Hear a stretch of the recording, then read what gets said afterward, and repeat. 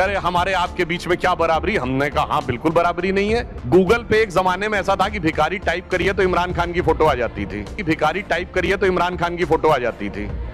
तो पाकिस्तान ने यह आरोप लगाया कि गूगल का सीईओ भारतीय है, इसलिए शायद भारत ने यह मैनेज कर रखा है। तो मैंने कहा आप गलत कह रहे हैं। सिर्फ गूगल का सीईओ भारतीय नहीं है, माइक्रोसॉफ्ट का सीईओ भी भारतीय है, पेप्सी की सीईओ भी भारतीय है, मास्टर कार्ड का सीईओ भी भारतीय है। कि यहां कहा जाता है कि ज्ञान प्राप्त करना है तो ध्यान लगा के बैठो। अरे भाई, ध्यान लगाने से कोई ज्ञान प्राप्त होता है?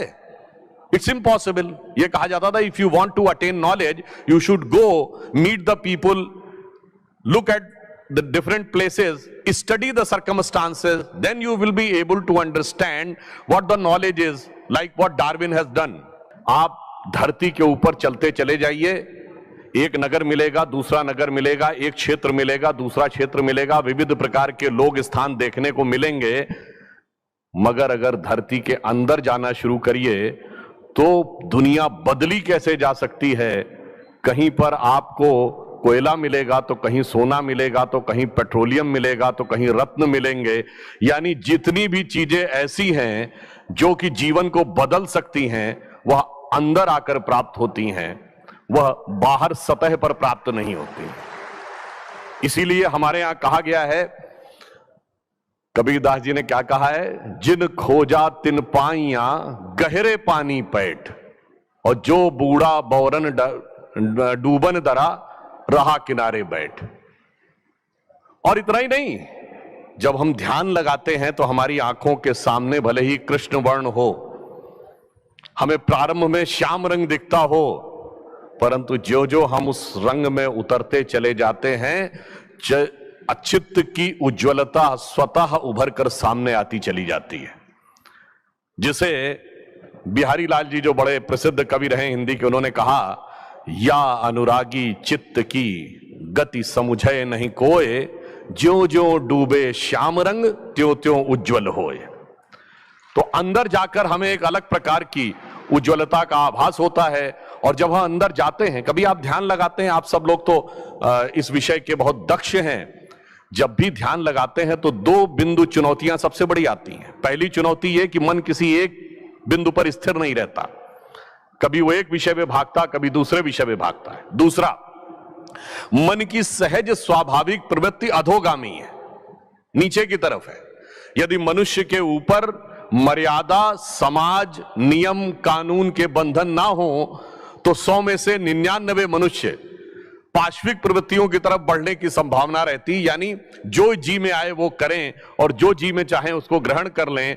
मानवीय और दैवीय मूल्य की तरफ जाने की संभावना मुश्किल होती है। इसीलिए हमारे यहां सारा अनुसंधान किस बात पे है कि जो अधोगामी प्रवृत्ति है, डाउनवर्ड टेंडेंसी है, वो डाउनवर्ड टेंडेंसी को किस प्रकार से स्थिर करके अपवर्ड टेंडेंसी की तरफ ले जाया जाए, सारा का सारा अनुसंधान इसके लिए है। और आप सभी ने सुना है कि हमारे यहां एक बहुत महत्वपूर्ण पर्व होता है जहां से सूर्य अपनी गति बदलता है। वो क्या होता है? मकर संक्रांति। उसको संक्रांति क्यों कहते हैं? क्योंकि उस दिन सूर्य दक्षिणायण से उत्तरायण होते हैं, यानी डाउनवर्ड से अपवर्ड होते हैं। अब मैं इसी विषय को जरा विराट रूप में देखूं तो स्वतंत्रता का अमृत महोत्सव वर्ष है। हम दुनिया के एकमात्र बड़े देश हैं। आपने हिस्ट्री में पढ़ा होगा तो हर बड़े देश में क्रांति हुई है। चाइना की क्रांति सुनी है हमने, फ्रांस की क्रांति सुनी है, ब्रिटेन की क्रांति सुनी है, रूस की क्रांति सुनी है, अमेरिका की क्रांति सुनी है। सिर्फ भारत में क्रांति नहीं सुनी है। क्यों? क्रांति वहां होती है जहां सब कुछ बाहर पाने की इच्छा हो, परंतु जहां अंदर खोजने की प्रयास होता है वहां संक्रांति होती है। इसलिए इस देश में क्रांति नहीं, संक्रांति घटित होती है। और यहीं से वो वैल्यू बेस्ड सिस्टम आता है, वहीं से वो वैल्यू बेस्ड गवर्नेंस आती है। क्योंकि हम संक्रांति के देश थे, इसलिए हम ही दुनिया के एकमात्र बड़े देश हैं जो दुनिया के ज्यादातर समय सबसे ताकतवर रहते हुए किसी दूसरे देश पर हमने आक्रमण नहीं किया, किसी दूसरे देश का हमने अधिग्रहण नहीं किया।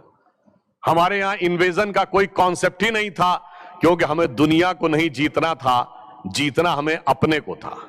इसे मैं एक उदाहरण देना चाहता हूं। जब अलेक्जेंडर भारत आया तो उसके गुरु अरिस्टोटल पर्शिया में यानी आज के ईरान में रुक गए। तो अलेक्जेंडर ने कहा मैं भारत जा रहा हूं जो दुनिया का सबसे समृद्ध देश है और यहां अनेक प्रकार की कीमती चीजें हैं, तो गुरुदेव मैं आपके लिए कौन सी ऐसी चीज लेके आऊं, आप मुझे आदेश करें कि मैं कौन सी कीमती चीज लेके आऊं। तो उसके गुरु ने कहा कि तुम हीरे जवाहरात कितनी भी कीमती चीज ले आओ, मेरे लिए किसी काम की नहीं है। मैंने सुना है कि वहां कुछ फिलोसफर्स होते हैं जिन्होंने बहुत गहरा ज्ञान अर्जित कर रखा होता, उनमें से अगर कुछ एक लोगों को तुम साथ में ला पाओ, शायद उनसे बातचीत करके मेरे ज्ञान की वृद्धि हो सके। मगर जब वो तक्षशिला में आता है और उसके सैनिक आकर कहते हैं आचार्यों से कि आप चलिए, तो वो जाने से मना कर देते हैं। तो कहते हैं ये विश्व विजेता सिकंदर का आदेश है। तो जानते हो आचार्य क्या जवाब देता है? उसे तुम विश्व विजेता कहते हो जो अपने हृदय में उत्पन्न हुई विश्व विजय की इच्छा से इस कदर पराजित हो गया कि उसने हजारों लाखों लोगों को मौत के घाट उतार दिया। उसे विश्व का सबसे पराजित व्यक्ति कहोगे या जीव व्यक्ति? तो उन्होंने कहा तुम्हें पता नहीं है, हम तुम्हें समाप्त कर देंगे। तो उन्होंने कहा मैं तो शरीर हूं ही नहीं, मैं तो आत्मा हूं जिसे न काटा जा सकता है, न नष्ट किया जा सकता है, न जलाया जा सकता। उसे समझ ही में नहीं आया और वो 300 आचार्यों को बंदी बना के ले गया, परंतु उन सब ने अन्न जल त्याग कर अपने प्राण त्याग दिए और वो नहीं ले जा पाया, क्योंकि ये भारत एक अलग प्रकार का राष्ट्र है।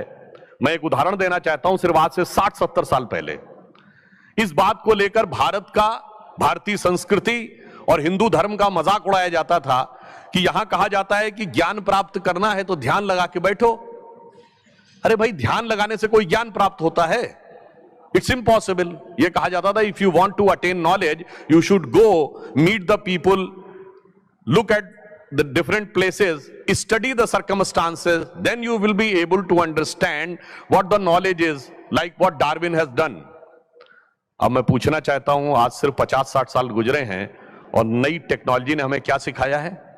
अगर आज हमें अमेरिका का न्यूयॉर्क टाइम्स अखबार पढ़ना है तो 2 तरीके हैं। यहां से अमेरिका की फ्लाइट पकड़िए, आपको लगभग 1 दिन लगेगा पहुंचने में, आज का अखबार कल पढ़िए।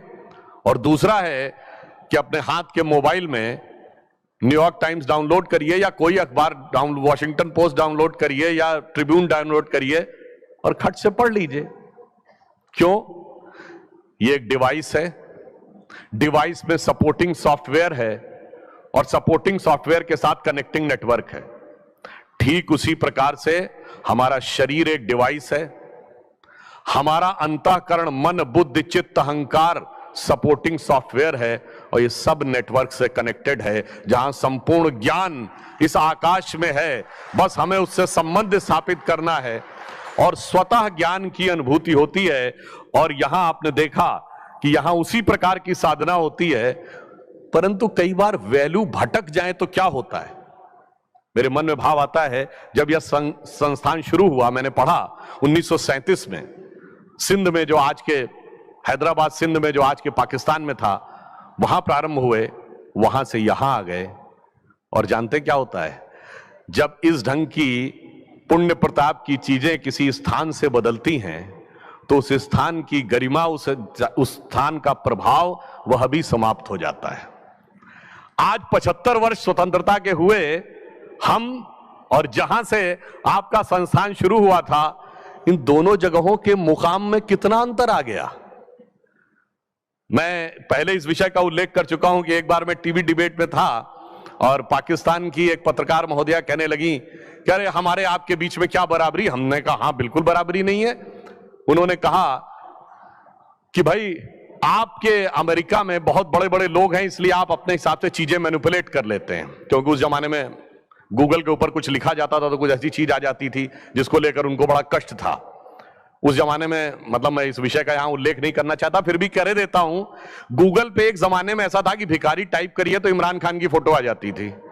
तो पाकिस्तान ने यह आरोप लगाया कि गूगल का सीईओ भारतीय है, इसलिए शायद भारत ने यह मैनेज कर रखा है।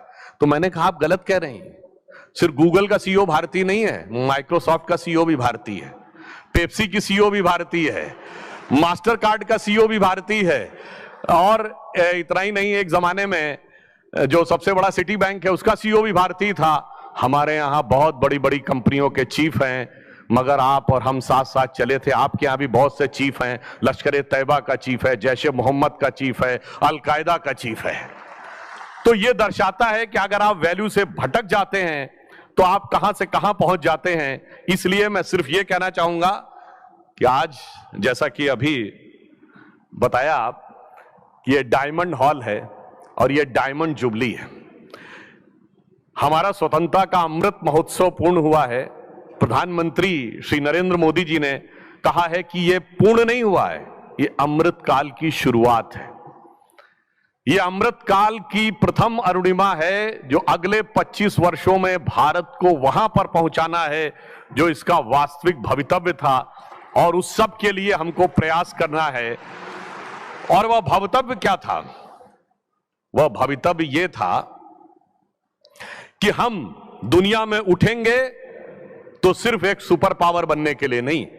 पावरफुल आदमी के बगल में आप खड़े होते हैं तो आपको थोड़ा ठिठका हुआ, थोड़ा संकोच, कभी कभी थोड़ा सा दबा हुआ महसूस करते हैं। हम वर्ल्ड की सुपर पावर बनने के लिए नहीं उठ रहे हैं, हम जगत गुरु बनने के लिए उठ रहे हैं। क्योंकि जब गुरु के बगल में आप खड़े होते हैं तो आनंदित, आह्लादित महसूस करते हैं। तो yes, in this Amrit Kal, we are all set to rise on the scenario of the world, not to dominate the world, but to motivate the world. आप कहेंगे तो सैद्धांतिक बात है, क्या यह वास्तविकता में है? एक झलकी तो दिख गई जब अंतर्राष्ट्रीय योग दिवस हुआ, आज पूरी दुनिया में मनाया जाता है। अरे राष्ट्र तो छोड़िए, जो लोग योग करते हैं क्या वो मोटिवेट नहीं होते? ये हमारे राष्ट्र की शक्ति है, ये हमारी संस्कृति की शक्ति है। इसलिए हम विषय को ज्यादा आगे न ले जाते हुए सिर्फ एक छोटी सी बात कहेंगे। कभी कभी हमारे यहां जो कथानक हैं उसके अंदर भी बहुत से सूक्ष्म तत्व होते हैं जो आपके ध्यान साधक ही समझ सकते हैं, दूसरा कोई नहीं। उदाहरण के लिए मैंने एक बात पहले कभी कही कि कभी आपने सोचा कि सीता जी जब वन में थीं और मृग सोने का दिखा और उन्होंने भगवान राम से कहा जाओ सोने का मृग होता है, जरा इसके पीछे अनुसंधान करो जाके, इसका अर्थ क्या है? आप सब ने संस्कृत का वह कहावत सुनी होगी, विनाश काले विपरीत बुद्धि, परंतु इसका पूर्ण श्लोक जानते क्या है? वो यह है, न निर्मिते न दृश्यते कदैव न श्रूयते स्वर्णमयी कुरंगी तथापि तृष्णा रघुनंदनस्य विनाश काले विपरीत बुद्धि। इसका अर्थ न कभी बना, न कभी देखा गया, न कभी सुना गया कि सोने का हिरण होता है, फिर भी तृष्णा ने रघुनंदन को ऐसा घेर लिया भगवान को कि वो उसके पीछे चले गए। इसका अर्थ जानते क्या है? हिरण प्रतीक है मन के सुंदर, सुखद आनंद और संतोष का। सोना धन संपत्ति का। धन संपत्ति में सुख नहीं होता है, इसीलिए सोने का हिरण नहीं होता है।